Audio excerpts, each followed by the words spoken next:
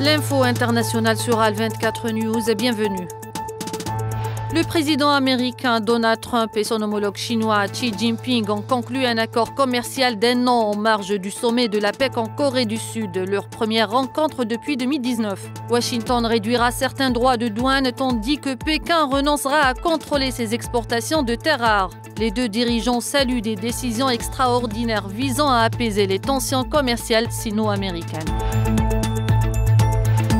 Le président américain a ordonné la reprise immédiate des essais nucléaires américains rompant plus de 30 ans de moratoire. Il justifie cette décision par les programmes d'essais menés par d'autres puissances nucléaires et affirme vouloir placer les États-Unis sur un pied d'égalité. Moscou assure de son côté ne pas mener d'essais nucléaires tandis que Pékin appelle à préserver la stabilité stratégique mondiale.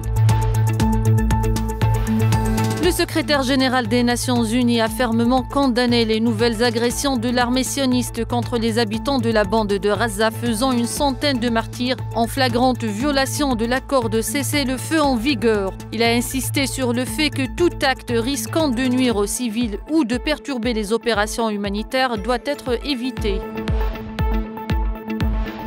Le président libanais Joseph Aoun a exhorté l'armée à protéger les civils du Sud et à répondre à toute violation du territoire par l'entité sioniste après une incursion nocturne dans le village de Blida au sud du Liban ayant causé la mort en martyr d'un employé municipal. Il a dénoncé des manquements au mécanisme de surveillance du cessez-le-feu et appelé la communauté internationale à agir.